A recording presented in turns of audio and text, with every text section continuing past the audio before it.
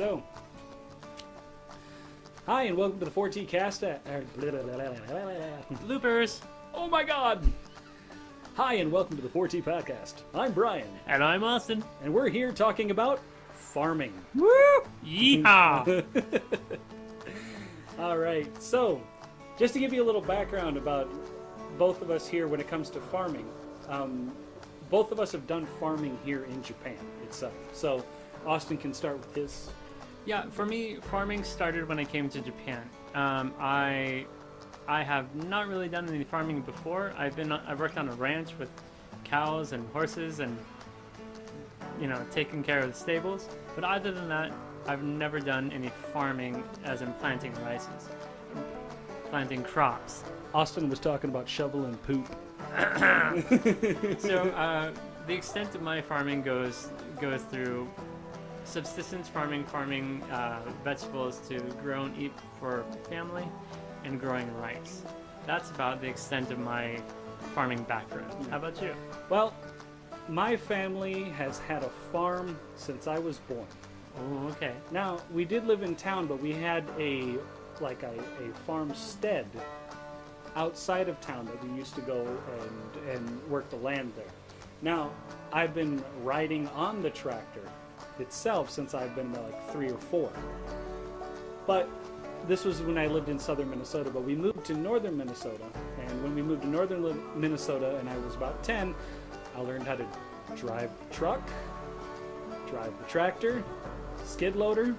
We had dairy cows, so we milked cows. We also had 210 acres of land, which we had to plow, till. Had alfalfa. We grew, barley. We grew oats. We grew, I think, Milo, corn, soybeans. So, for me, I've had a lot of experience with farming. I even learned how to ride and saddle a horse at the age of 10. See, he just has a little bit of experience, not much more than me. I would consider myself and my father cowboys because we still wear, cowboy brand jeans. Like, I have Wranglers. I'm wearing Cinch right now. I mean, I have Tony Lamas. I got 2 pairs of Tony Lamas downstairs that I have, and a pair of Lou Casey's for those of you that are, country boot nuts. I also have a Stetson hat, which is my Sunday hat because I don't really wear it anywhere except for out when it's a special event and it's a 10X. So, anyway, we're going to be talking about farming here in Japan. Now, both of us have had experience here in Japan farming. For me, the first time I ever got to do it was a co-worker of my wife invited me and another friend to go out there and do some planting. We actually got to drive the planter. Oh, really? Which was very interesting. And then also my wife's relatives that live up in Akita, they have a small farm up there as well. They have about 10 plots, or 10 rice paddies, if you want to call them that, or 10 paddies up there that they plant rice, and I try to go up there every year. This year I couldn't go because my son was born in May. Congratulations. Yes. As a matter of fact, he was born on May 4th. Woo! Star Wars Day. And because the planting season for them starts around in between the 20th, like around the 20th, I wasn't able to go because I just had a newborn. So, anyway, well, let's talk about the how the season starts. Okay. So with the seedlings that they get before they actually go and plant them out in the field. Okay, so first thing that happens, at least the way that my father-in-law always does it, is we have a giant blue vat that's filled with water, and you get your rice seeds and put them in blue net bags and soak them for, I think, about a month. Yep. Yep. And it's over the past couple of years, it's actually been fairly cold. So what we would do is 2 weeks before we plant them, we would put them in a different vat and heat the water. Yes. For probably another week or so. Yep. Until just the roots are starting to show. Right. Barely starting to show. And then after that, you put them in the square flats. Yes. So they're the square flats that they use in Japan. Now, In inches, they're about 1.5 feet by 2 feet. About, yeah. give or About take. that. So it's, I want to say 20 centimeters, maybe 30 centimeters by 45 or 50. Yeah, it would be about 50 centimeters. But yeah, so it's somewhere in that ballpark. I don't know exactly. I'm just going by what they look like. Yeah, just trying to. It's kind of like the size, you know, like how this here is like the A4 size of paper. It's kind of like an A3. Yeah, it'd be a little bit longer, not by much. And a little bit taller here, Yep. kind of like that. So, anyway, right before planting, or after they soak the seeds and whatnot, and the roots start to show, they put these in these plaques with a little dirt. So now, do they just throw them in there willy-nilly? No, or, yeah. no. So there's a whole system to it. So for me, planting, we have a whole assembly line, pretty much. It's a belt system, and on top of the belt there's one place for dirt, one for the seeds, and for more dirt on top. And it would feed through, and the dirt would come. The dirt would be put on, and the seeds would be placed evenly on top. Evenly is the key, and then put dirt on top and pat it down just a little bit. Yep. The reason that it has to be evenly put is because if it's clumped together, the machine that's used later won't be able to grab the seeds properly. Yes. Yeah. And while planting, like just before we get into that, I have run into problems on the planter where there were clumps that were too closely put together, and the machine, like, literally have to get off the machine in the middle of the mud, separate them, or like fix the clump that's stuck, and then put it back, go back a few feet, and then plant again. Well, let's leave that the fun mud troughs. That's fun. So okay, we put them in the trays, and then what do we do after? What do you guys do? Where do you put your trays after to germinate them, to grow? We normally, because it's usually cold out, and there's the possibility of them freezing, they keep them in a greenhouse, and usually the greenhouse is kept warm. Okay. And by warm, I mean that it's at least above, I want to say above 10 degrees Celsius. Yeah, it sounds about the same as us. What we do is we put them all in the greenhouse. We cover them with a white tarp that's very thick, so it'll keep in the heat, and then no plastic, and then a white tarp on top, and we put rocks on it to keep it down, and we close all the vents and the front door, and we tie it and leave it there for about a week. Yep. And then we'll come and water it. But there's another way that I've seen it done as well that's really interesting. I'm not sure if you've seen this, but they'll prepare a part of a rice paddy before, and they'll flood it, and they'll put all of the trays out, and then put plastic lining on top and leave it like that. So all the moisture, so you don't have to water it, and just the moisture will come up from the ground. Right. So that's an interesting way to do it. Right. So after the seedlings, if you want to put it that way, the seedlings reach to about, 10 centimeters. Yeah. Around 4 inches. Yeah, I'd say around 4 or 5 inches. Yeah. That is around the time that you're going to start planting. Yes. The lovely planting time. But before they go out into the field, usually what the farmers will do is they'll flood the paddies, and they'll make sure that the amount of water that's in the paddy is just above the level of the dirt. And so what they'll do is, before they do that, the year before, you collect all the plants, and the stalks are left in the ground. So to take care of the stalks, what a lot of farmers will do, my father-in-law included, he'll burn the field.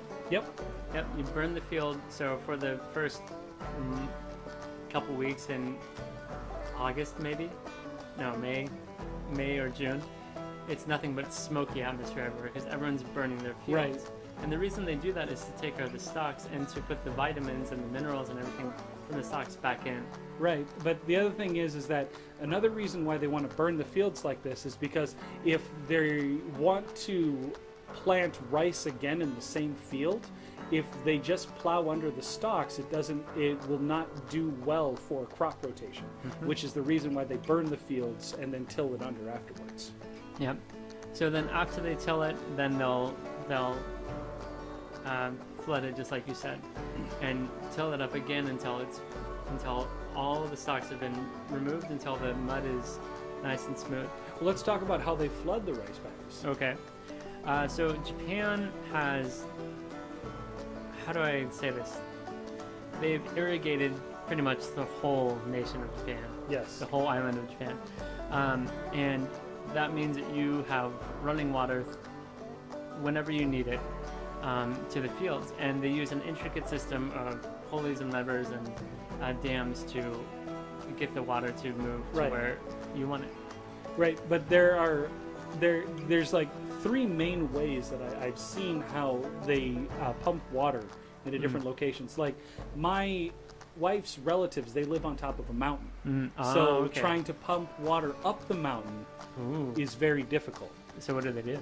So some of the times they actually have a pump that goes down to a dam that's at the top of a mountain. So in Japan, especially like in Akita, even Miyagi and Yamagata, when you get up into certain mountain ranges where there's like a valley in between mountains, they will put a dam up there and they'll have a huge reservoir of water sitting up there.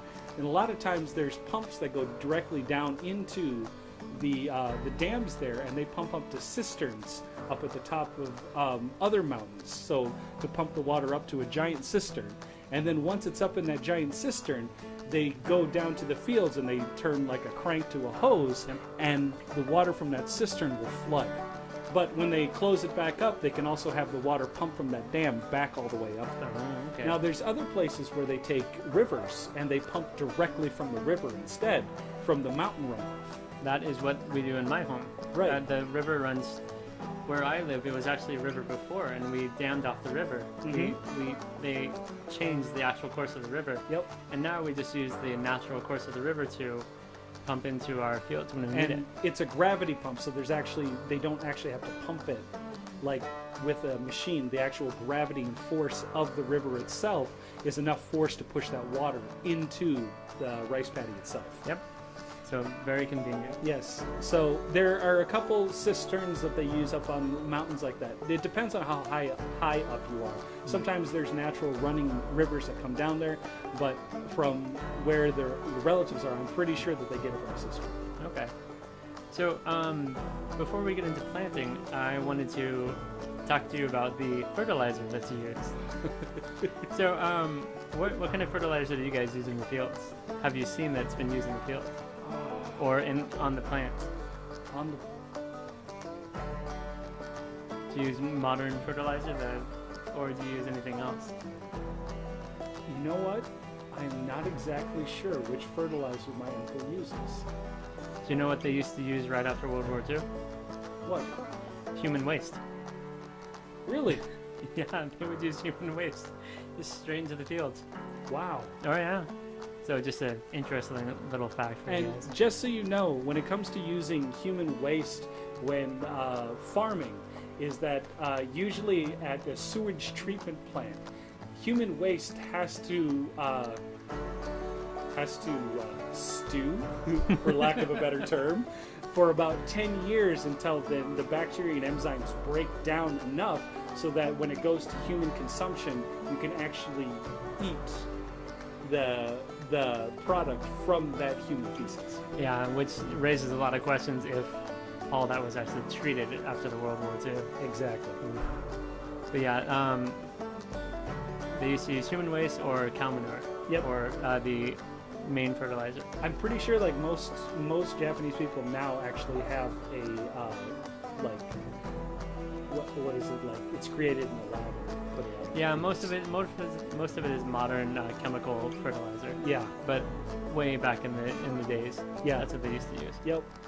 So okay, so then we have all the seedlings, they've popped out, the field's taken care of. So what's the next step? Well, once you dump the water in the field, you have to take what looks like it's a tiller, but it looks like a lawnmower in the middle of the water on a tractor, and you just scoot around and try to even out the field with it.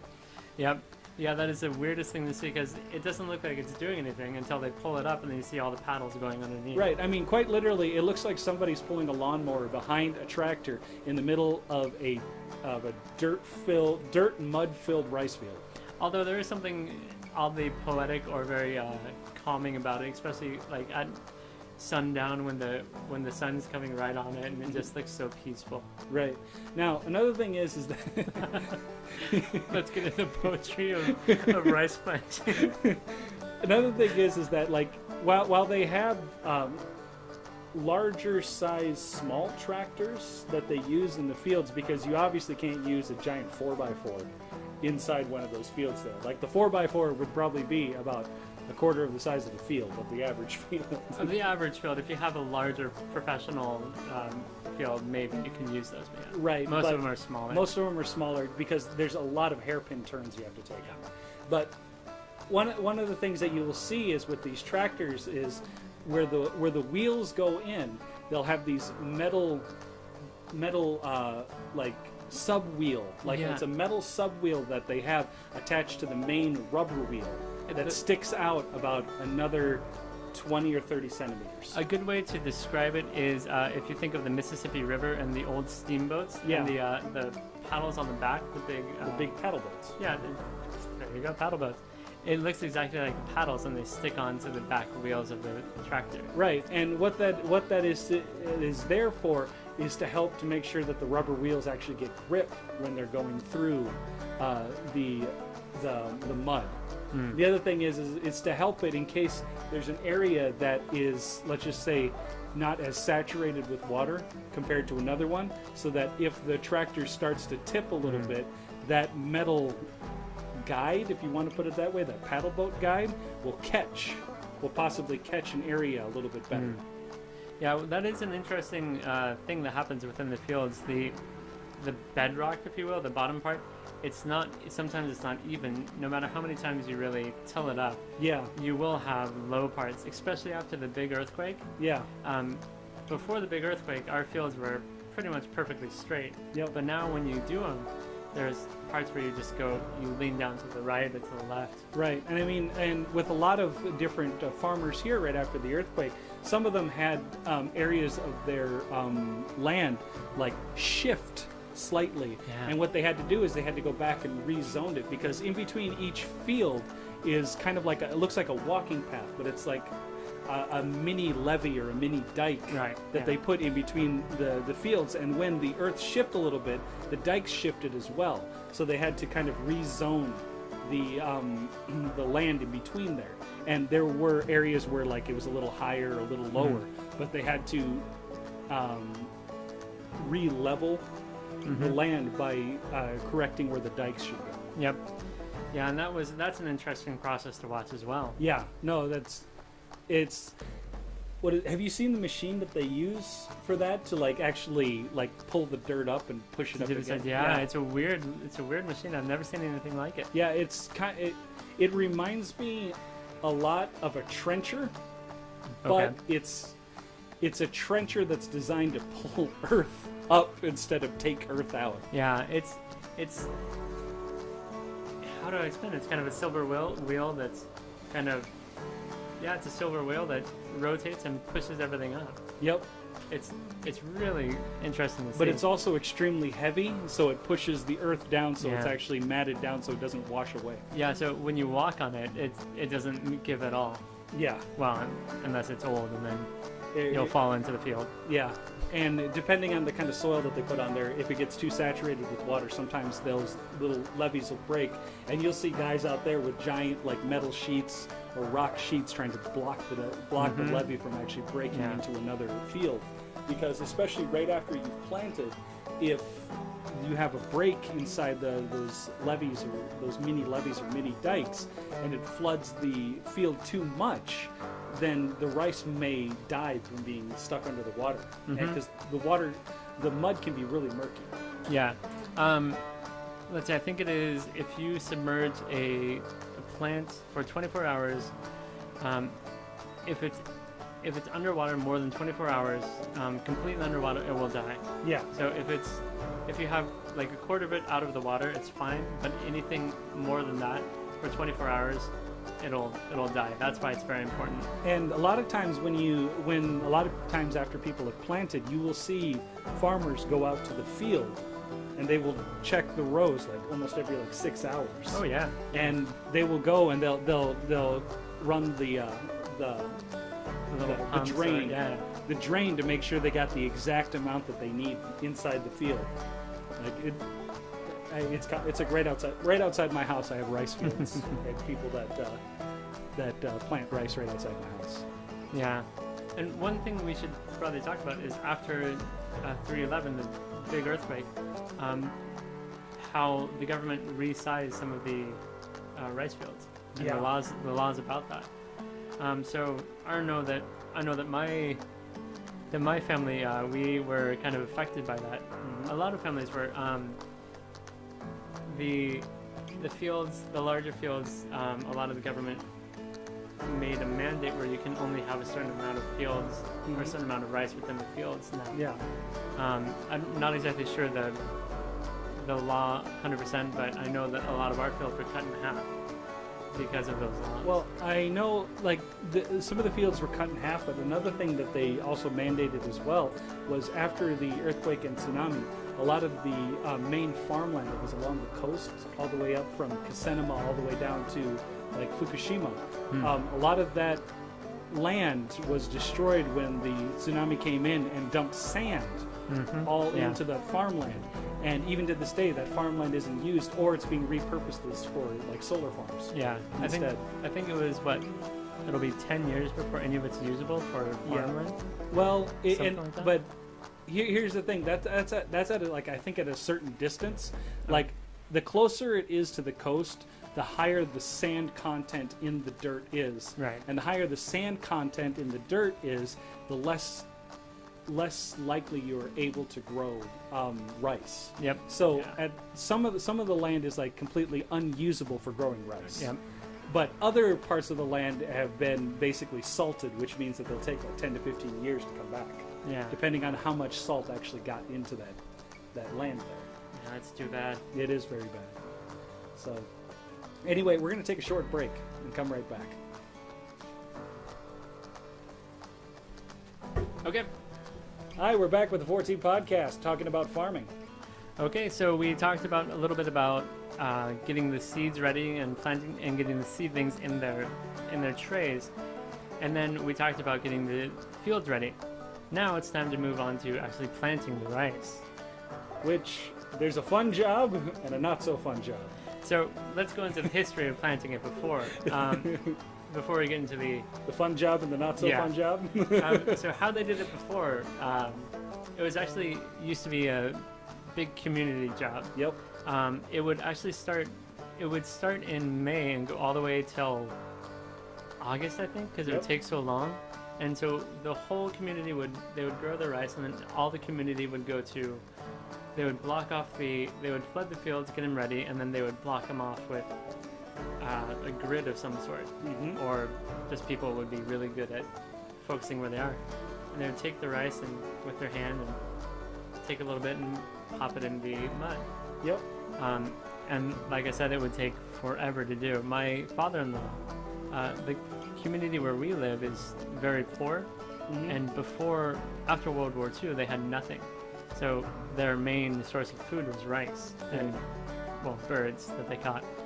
And so they would take 3 months to plant all the rice. Yep. And then the harvesting season. What's really nice and bad about it at the same time is that the planting season goes for 3 months, and then the harvesting season also goes for the same 3 months because of the germination period of those rice the rice plant itself. Yeah. So it was a long process in the old days. It's still a long process now, but not as much.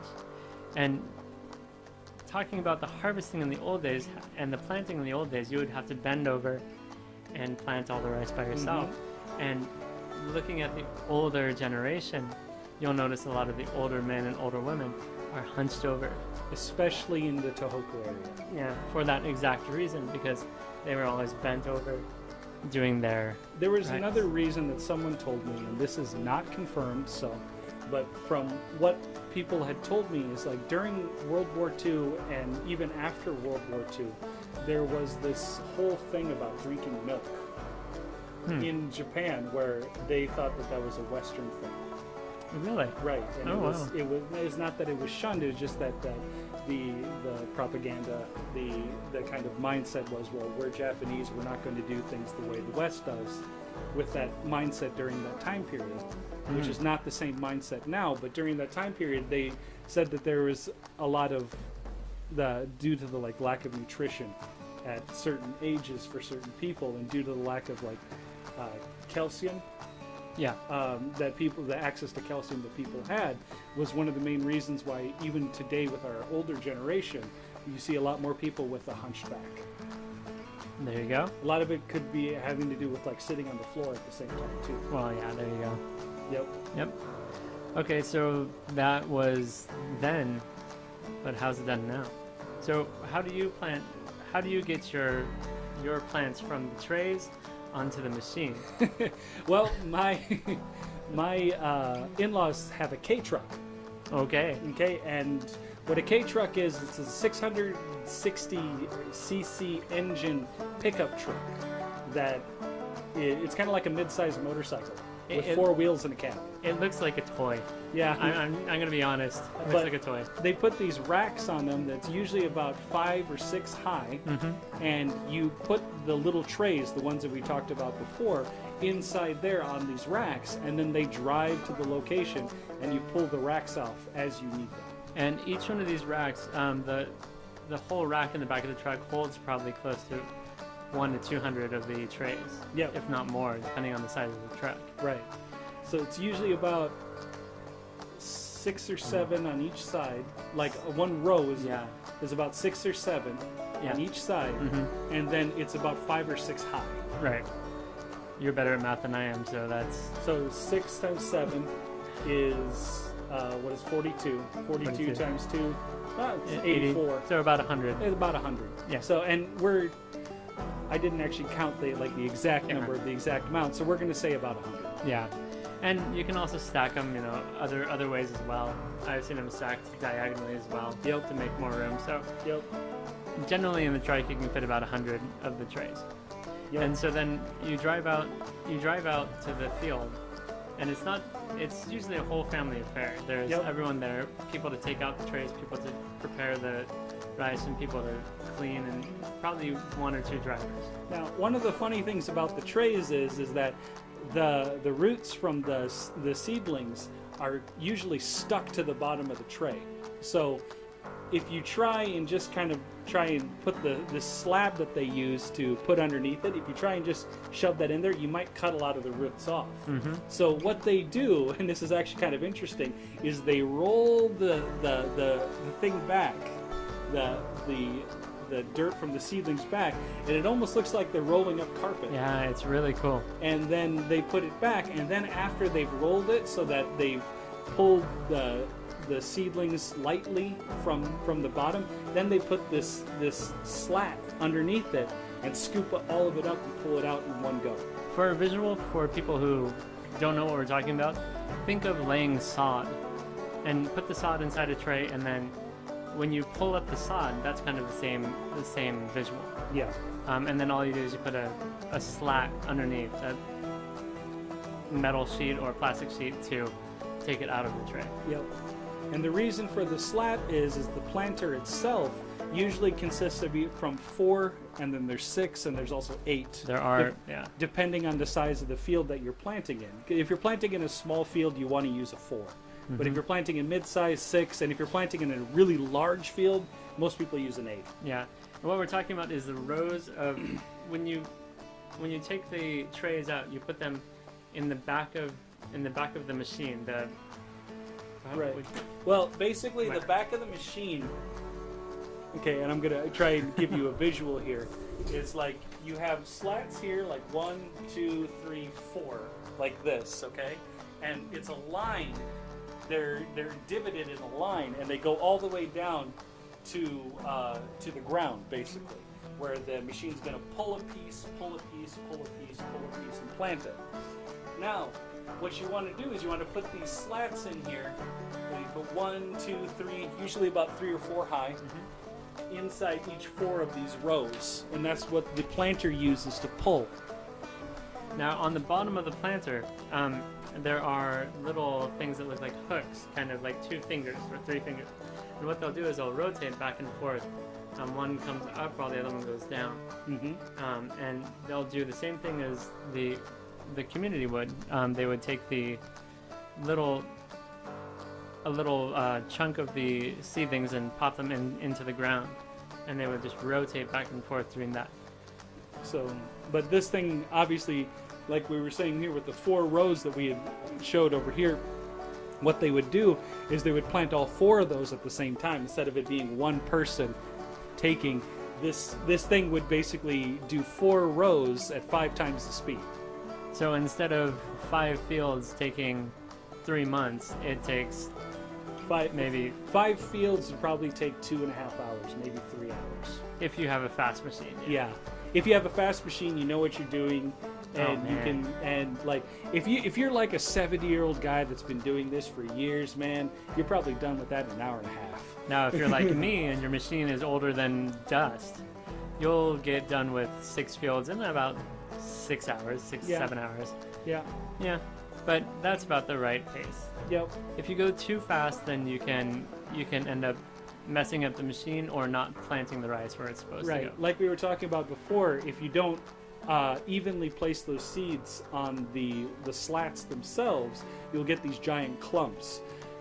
And then comes basically the part that really sucks.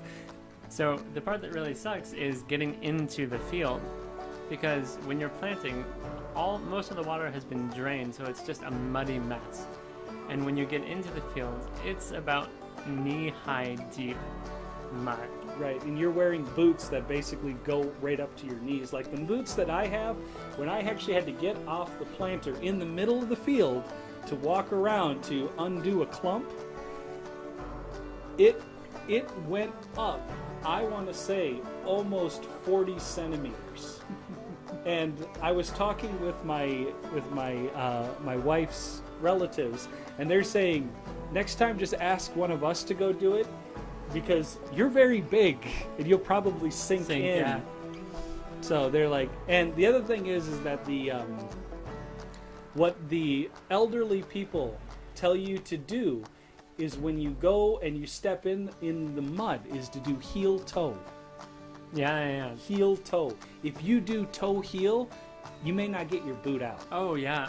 There's been multiple times when I'm in the field and we get some of the rows don't get planted or there's a clump and you have to get out, and if you just jump in, your boot's staying in there. Yeah. It's a fight to get it out. Right. So every now and then when the planter goes back and forth, you're running the lines back and forth, and you finally get the field done. There's always going to be a small section that didn't get planted correctly. I mean, there's no getting around it. So usually what happens is once you finish planting that section, usually someone who is older will go back out there, bend over, and then plant the section that you missed. Yeah, or that was just kind of a miss by the machine itself. Yeah. When you're taking the corner, when you're turning around or taking the corners, you're bound to miss something. So someone will always go in and plant by hand a little bit. But it's because you're using that planter, the amount of stuff they actually have to plant by hand usually isn't all that much. Yep. Usually it's right where you enter the field is where they have to hand plant, and usually during like hairpin corners or like oblong shaped fields that have sections that may be a little bit weird. Yeah, where it's hard to get in with the machine. Because not all fields here are like the square patties that you're used to seeing. Yeah, no. There's a lot of fields that are triangle shaped or kind of circular shaped on one side, straight on the other. And there are certain ones that you could definitely call a polygon. Yeah, there's a lot of different ones. It's interesting to see. Right. Maybe if we get a drone, we can go over sometime. Yeah. So then plant the seeds. You plant the plants and you cover them up in the field. And then at that point, all you do is regulate water. That's all you do. Well, yeah, regulate water, spray pesticide for bugs if you do that. A lot of the farmers and whatnot, they don't really spray like overhead, like like you would with like a machine or whatnot. A lot of them have the BT, Oh yeah. the BT, the inoculation that all of the plants get. Right. That what is it? Pretty much all rice in Japan is all GMO. So Right. Yeah. Well, yeah. anyway, there's a specific bacteria or whatnot that they put in the plant itself that keeps the bugs away. That also assists as instead of a herbicide and a pesticide. Now, if they do pesticides, a lot of what the people will do, especially in more rural areas, they will do crop dusting, Yeah. or they will have like my father-in-law. He has a backpack full of pesticide and just crop dust everything by Right. hand.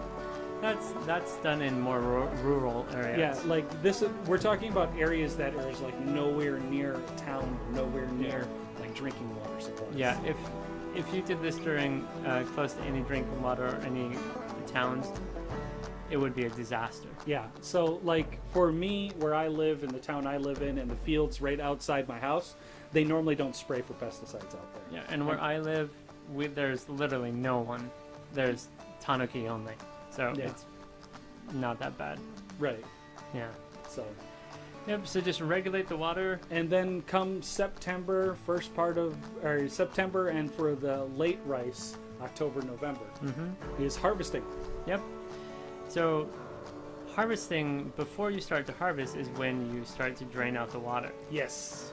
So around this time of year, it's around August, is when when the plants have reached almost maturity. You can see the yellow coming out on the top of the stalks.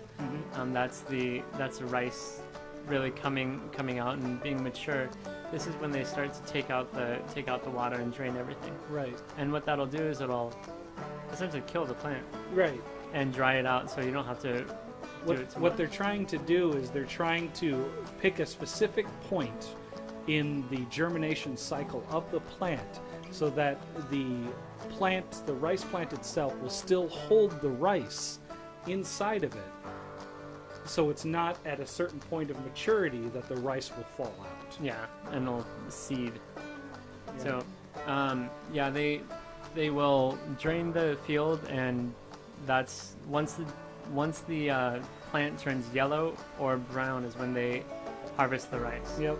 And before they actually take a combine out and take the rice out of the field, usually they go in with a sickle or a scythe, and they will cut out a section at the very entrance from which the combine enters, so that the combine can have a smooth entrance and they don't destroy the rice as it's trying to enter the field.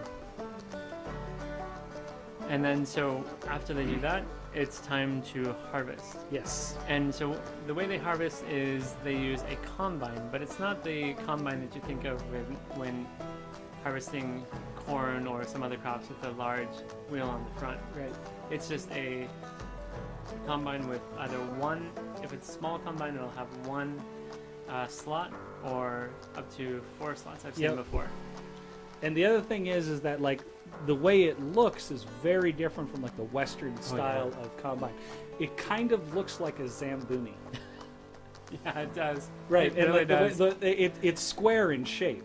So it's very like boxy, square in shape, and it really does look like a Zamboni. It's amazing, yeah. Yeah, the first time I did see people harvesting, I really thought that's what it was, 100%. Yeah. And so what they'll do is they'll take it, they'll once it gets full with the grain, they'll either have people with a truck or they'll have bags on a crane that they'll fill up when they're finished with the field. Yep. And usually they have these huge, giant bags that they put on the back of those K trucks, and like that K truck is weighted down like. It probably weighs more than the K truck, to be honest. Yeah, I mean that K truck turns into a lowrider real quick. So what they do at the end of the season is they take the rice that they had harvested and they separate it into 3 piles. The first pile is going to be the pile that they're going to use to replant the next year. The second pile is what they're going to use for their own personal use throughout the year. And the third pile is what they're actually going to sell. So an interesting thing about this is that the rice that they sell has not been husked yet. So when it goes to the elevator, they normally husk it there at the elevator and then store it. And what is, for people who don't know, what is the elevator? An elevator is like a grain storage system. So usually there is, anywhere in Japan that you go to, there's going to be a large elevator for a giant, or for the community that everybody takes their rice to or takes their soybeans to. So go ahead.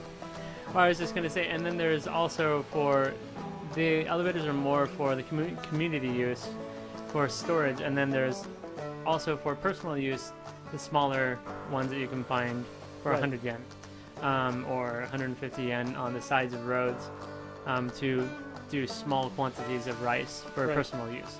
Right. Oh, yeah. I was just about to get into that. Yeah.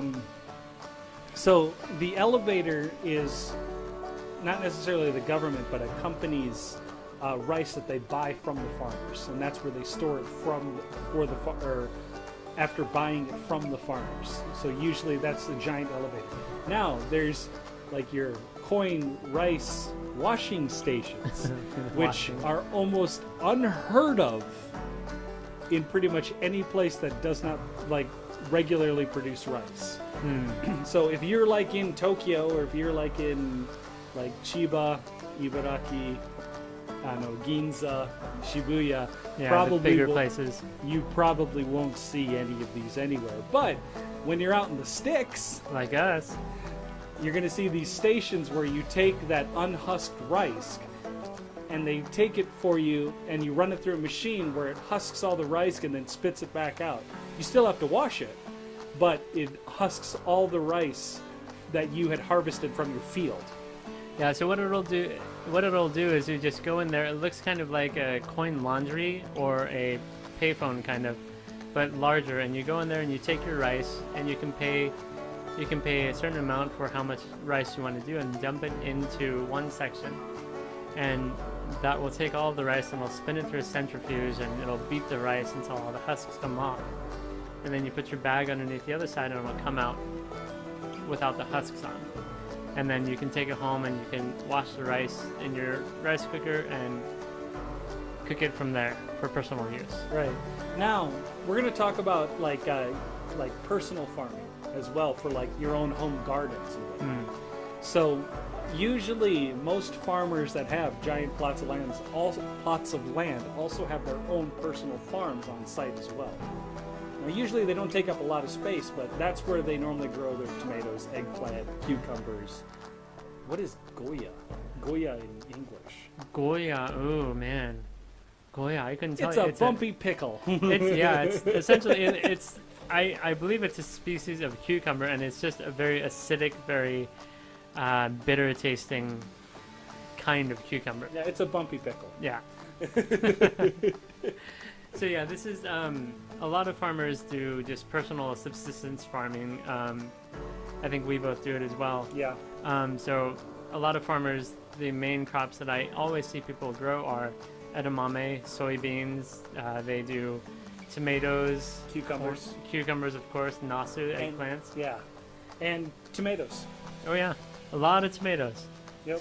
A lot of Japanese people love tomatoes. Yep. And usually, depending on the size of the garden, they'll dedicate an entire section to pumpkin. There is a lot of pumpkin and a lot of suika, watermelons as well. Yep. And more often than not, you don't see a lot of the round onions, like your Normal white tamanegi. yeah. Yeah, You normally see leeks. yeah, the giant, really long white onions. Yeah. Well, yeah, they're leeks. Yeah, yeah. But usually, like a lot of times, like in the States, when I bought leeks, they were like really, really small Yeah. and short. These ones are thick. Yeah, you could beat someone with these. I mean, they're so big. Right. Don't beat anyone, but I'm just saying. Now, yeah. One thing I will say about how they plant here is the soil here in Japan is so soft. Like, it is, I don't know how to describe it. I'm used to like dirt that is like really, really hard, that like it's a lot of actually work to dig into the ground. Yeah, you like, need a pickaxe. Yeah, pretty much. Yeah. To dig out some of like the earth. But here it is like, I don't want to say silty, but it's kind of like, it's definitely high quality soil, but it's almost silty. Yeah, it's very nutrient rich, and you can literally like just scoop it with your hand. Right, like for the most part. Yeah, like without worrying about like, you know, injuring your fingernails or anything like that. So much. It's almost as if you had a manicure, you could take and dig down in there without worrying about wrecking it. Well, you know, it's good for your nails and all. So, it is very good quality dirt, and a lot of people also do composting as well. Yep. The only thing with composting, if you use a composter, the enclosed systems, they are a breeding ground for snakes, and so a Yes. lot of people don't like to use them. Yes. What you'll see is a lot of open compost piles, which are just compost piles with a blue sheet tossed over them, Yep. and then they'll take it off every once in a while and flip it around. Yep. But And even that has a lot of snakes. like we were saying in another podcast, there's this yamakagashi that is a snake that's native to this area, especially near mountain ranges and whatnot. And it's kind of a brownish orange snake with a yellow ring on its neck, and it's actually poisonous. And they're nasty, nasty little snakes. Yes. Yes. So that's why a lot of people do choose to do open composting. So there's not an enclosed box that you have to worry about. Right. So another thing I was going to say about the soil is that the planting process in Japan, when you're doing like planting a garden, is a lot different than what I was used to in the West. So usually when we planted stuff, what we would do is we'd go out in the field after it's been tilled and after it's been like spaded, and when it's been worked over to a point that it's been cultivated to a point that it's good for planting, you would dig a hole, put the plant inside, and then cover up the roots with the hole, and then pour water on it for like when you're like planting tomatoes. Right. Well, in Japan, you plant it at regular, like right on top of the dirt, and then they push the dirt up on top of it, and they make like these giant rows that look like, I don't know how to. They're long ant hills, pretty much. Yes. They're just long rows of a pyramid, pretty much a long pyramid. Yeah, and it's usually flat right across the top. Yeah, they pat it down on the top with a spade or something, Yep. and just put the seeds right on top and right inside of me. And it's the best way that they can do it with the soil that they have, because the soil that they have is actually going to flatten out over time. But when they first do it, it looks kind of strange. It does, yeah. It looks like they're planting above the soil. Yeah. And another thing that a lot of people do as well, especially the weekend farmers like me, they use black plastic that you'll see a lot. So you build up the pile the same, and then you just put black plastic around it, and it'll eventually flatten out as well. Yep. Basically keeps the weeds out and makes it a lot easier so that the weeds aren't pulling all the nutrients out around whatever you're growing. But it also makes it easier to weed around the plants itself. Yeah, it's a nice little system if you live out in the middle of nowhere, like Right. we do. But when you live out in the city, it's a little bit of a different story. So living out in places like Tokyo or Chiba or any of those places, it's kind of hard to do gardening. So people have learned or taken measures to be able to grow their own food. Yeah, they'd use what I'd call like a commune garden or a community garden. And what it is like, let's say that someone took like a giant rice field or like 3 or 4 rice fields, and they put them all together in one, and then they boxed them off into small boxes so that people could rent a box of land to plant a garden. And a lot of places do this in larger cities. There's either, you'll see either apartment buildings where there's a playground and a little plot laid out for everyone to use, or in this big city, you can reserve a spot outside the city a little bit where you can go on the weekends and take care of your plants. And even like, what is it? They use those community gardens or those commune gardens in Taiwan. I've seen them in Taiwan, where they have, you have skyscraper, small building, garden, community garden, small building, skyscraper. There you go. Yeah, everyone needs a little bit of their Yep. homegrown goodness. And another thing that a lot of Japanese people do as well is use the boxed gardens or the rooftop gardens as well. For people who don't have space to go to communal gardens that are too far away, they can use the boxed And gardens. Japan really isn't big about having the boxes that hang over the balcony.